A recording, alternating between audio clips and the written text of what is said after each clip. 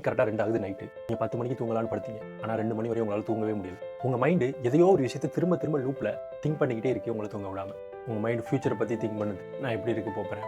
ஆனா உங்க மைண்டு யோசிக்கிற விஷயம் தான் ப்ராப்ளம். அவர் ஒரு famous psychiatrist and neuro scientist. அந்த பீப்பிளோட பிரெயின் ஸ்கேனை வச்சு ஆங்ஸைட்டி எப்படி ஒர்க் ஆகுது அப்படிங்கிறத அவர் கண்டுபிடிச்சார். அவர் கண்டுபிடிச்சது என்னன்னா ரியல் ரூட் காஸ் என்னங்கிறத கண்டுபிடிக்கணும். ஒரு ட்ரக் அடிக்ட் ஆன ஒருத்தரோட பிரெயினும் ஆங்ஸைட்டியால பாதிக்கப்பட்ட ஒருத்தவங்களோட பிரெயினும் சேமா தான் ஒர்க் லூப்ல தான் வேலை செய்யுது. அந்த ரிசல்ட்டுக்கு நான் சிம்பிளி அட்டாச் பண்ண அந்த வீடியோ போடுறேன். அந்த வீடியோ போடுறேன். வீடியோ வியூஸ் போகுதோ போகலையோ. So you are not your thoughts. நம்ம என்ன யோசிக்கிற மாதிரி நம்ம கிடையாது. நம்ம இப்போ நான் என் மைண்டில் ஐஸ்கிரீம் யோசிச்சேன்னா நான் மைண்டில் ஐஸ்கிரீம் யோசிக்கிறேங்கிறது எனக்கு தெரியல. அதுதான் நீங்கள் கான்ஷியஸ் அவேர். இப்படி சொல்லுங்கள். I'm not my thought. I'm the conscious awareness behind இட்னு சொல்லும்போது அந்த லூப் பிரேக் ஆகிடும். உங்கள் மைண்டை உங்களால் சிம்பிளாக திங்க் பண்ணுறது நிறுத்தவே முடியாது. ஏதாவது மைண்டில் ஓடிக்கிட்டே இருக்கும். உங்களுக்கு தூக்கமும் வராது. நீ கண்ணை மூடிக்கிட்டு வெள்ளை எலிஃபேண்டை பற்றி இப்போ திங்க் பண்ணாத அப்படின்னு சொல்லுங்கள். நீ சொன்ன உடனே திங்க் பண்ணி கரெக்டாக 2 ஆகுது நைட்டு. நீங்கள் 10 மணிக்கு தூங்கலான்னு படுத்தீங்க முடியல. உங்கள் மைண்டு எதையோ ஒரு விஷயத்தை திரும்ப திரும்ப லூப்பில் திங்க் பண்ணிக்கிட்டே இருக்கு உங்களுக்கு தூங்க விடாமல். உங்கள் மைண்டு ஃப்யூச்சரை பற்றி திங்க் பண்ணுது. நான் எப்படி இருக்க போகிறேன். பாஸ்ட்டுக்கு திங்க் பண்ணுது. இப்படி ஒரு விஷயம்லாம் நடந்தது.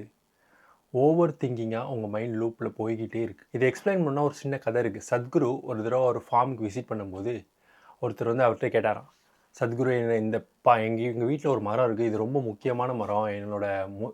எங்களோட மூதாதையர்கள் இந்த மரத்தை வச்சாங்க. அந்த மரத்தை நான் பாதுகாக்கணுங்கிறதுக்காக ஏணி போட்டு ஒவ்வொரு நாளும் ஒவ்வொரு இலைக்கும் தனித்தனியாக தண்ணி ஸ்ப்ரே பண்ணுவேன்.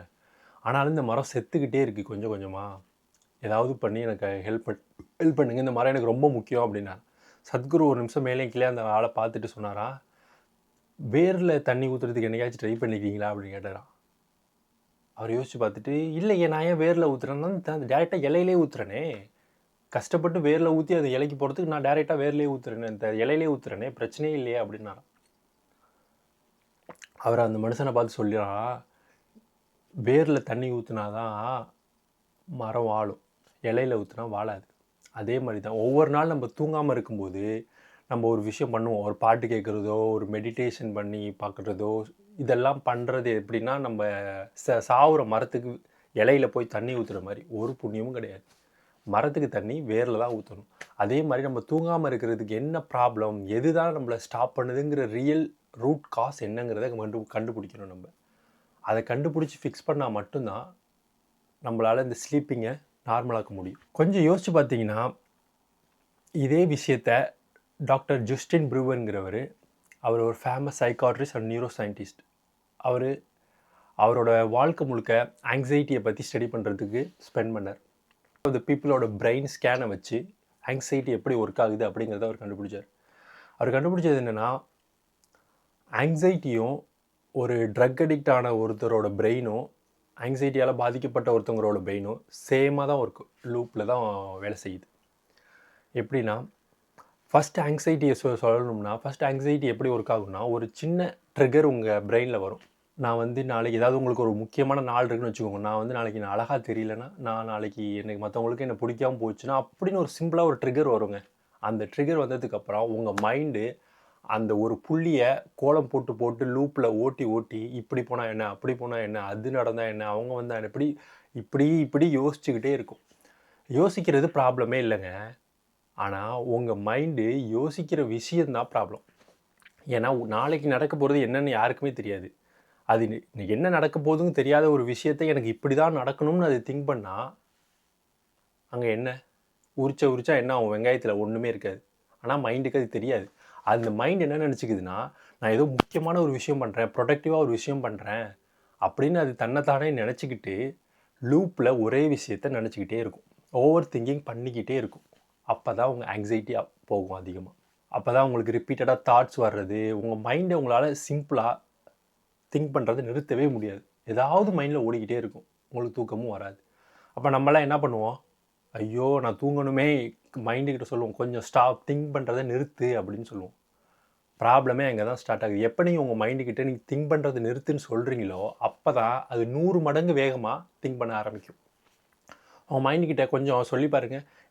மைண்டோட டிசைனே அதுதான். மைண்டுக்கிட்ட நீங்கள் இதை பண்ணாத நீங்கள் சொல்லவே முடியாது. அப்போ அது மைண்ட் ஓவர் திங்கிங் பண்ணும்போது நீ அதுகிட்ட போய் திங்க் பண்ணாதான் நான் தூங்கணும்னு சொன்னால் அது எப்படி ஒர்க் அவுட் ஆகும்? நீங்கள் ஒரு தடவை சொன்னீங்கன்னா அது 100 தடவை வேகமாக திங்க் பண்ணும். 1 மணிக்கு தூங்குற நீங்கள் 4 மணி வரையும் தூங்கவே முடியாது. 3000 வருஷத்துக்கு முன்னாடி இந்த பிரெயின் ஸ்கேனு, இந்த ஆங்ஸைட்டிங்கிற வேர்டே இல்லாதப்ப ஹிந்துயிசத்தில் ஒரு டேர்ம் இருக்குது கால்டு மோகா அப்படின்னு சொல்கிறாங்க. மோகானா என்னென்னா அட்டாச்மெண்ட். இந்த அட்டாச்மெண்ட் தான் ஒரு வேர் மாதிரி. அதுலேருந்து வர ப்ராப்ளம் தான் இந்த ஸ்லீப்லெஸ்னஸ்ஸு, டிப்ரெஷன், ஆங்ஸைட்டி, இது எல்லாமேங்க. நான் அட்டாச்மெண்ட்டை ப்ராக்டிஸ் பண்ணால் இதுலேருந்து ஈஸியாக வெளியே. நான் அட்டாச்மெண்ட்னா நம்மள முக்கால்வாசி பேர் நினச்சிட்டு இருக்கோம் எல்லாத்தையும் விட்டுட்டு துறவி மாதிரி போகிறதோ, எதை பற்றியும் கேர் பண்ண மாட்டேன், நான் எல்லாத்தையும் கிவ் அப் பண்ண போகிறோங்கிறதோ கிடையாது. நான் அட்டாச்மெண்ட் வெரி கிளியர்லி என்ன சொல்லுதுன்னா, நான் அட்டாச்மெண்ட் நான் சொல்லும்போது சாதாரண விஷயம் உங்களோட ஃபோனோ, உங்களோட கார், வீடு அதெல்லாம் கிடையாது. நான் அட்டாச்மெண்ட்னா ஒரு விஷயத்தை ஃபுல் எஃபோர்ட் போட்டு பண்ணிடணும். ஆனால் அதோட ரிசல்ட் எப்படி வேணாலும் இருக்கும், அதை நான் ஏற்றுப்பேன். அந்த ரிசல்ட்டுக்கு நான் சிம்பிளி அட்டாச் பண்ண அந்த வீடியோ போடுறேன்னா இந்த வீடியோ போடுறேன், இந்த வீடியோ வியூஸ் போகுதோ போகலையோ, ஆனால் எனக்கு அது முக்கியம் இல்லை. இந்த வீடியோ போடுறதே எனக்கு ஒரு சந்தோஷம், அவ்வளோதான். ஸோ இந்த ஃபுல் ஃபோக்கஸ்டான அந்த வீடியோ போட்டு அந்த வீடியோவுக்கு வர ரிசல்ட்டை நான் எமோஷ்னலாக அட்டாச் ஆகாமல் இருக்கிறது தான் நான் அட்டாச்மெண்ட். இதை தான் காந்தி அவரோட புக்கில் தெளிவாக மென்ஷன் பண்ணிட்டு போயிருக்காரு.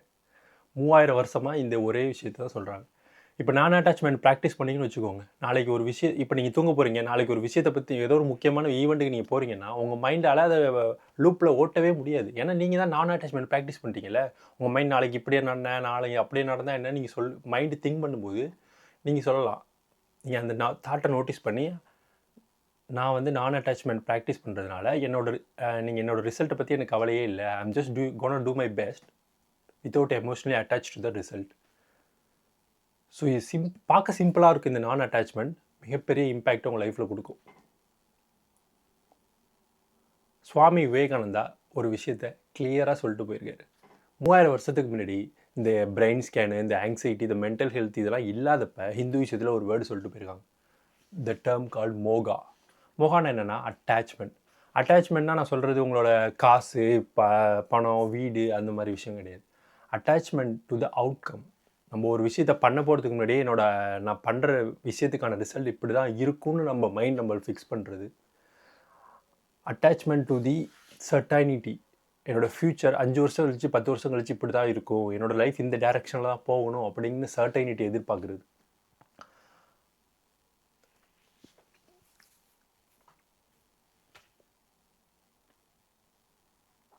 அதாவது உங்கள் மைண்ட் என்ன பண்ணுதுன்னா, உங்கள் மைண்டு ஒரு விஷயம் நடக்க போகிறதுக்கு முன்னாடியே அதை பற்றி திங்க் பண்ணி அதோட ரிசல்ட்டை எடுத்து தன்னோட பாஸ்ட் எக்ஸ்பீரியன்ஸில் நடந்தது மூலமாக நான் ஒரு விஷயத்துக்கு பண்ணால் இந்த விஷயத்துக்கு என்ன ரிசல்ட் இது தான் கிடைக்கணும் அப்படிங்கிறது அதுவாக அதை இமேஜின் பண்ணிக்கிட்டு அதை வந்து refuses to let it go. அதாவது உங்கள் மைண்டு ஒரு விஷயத்தை பிடிச்சிக்கிட்டு அதை பற்றி எனக்கு இது தான் வேணும். ஒரு சின்ன குழந்தைங்க நான் ஒரு குழந்தைங்கலாம் ஒரு இடத்துக்கு போனால் பேரண்ட்ஸோட ஒரு கடையில் போகும்போது ஒரு பொம்மையை பார்த்துட்டுனா அதோட விலை எதுவுமே பார்க்காது.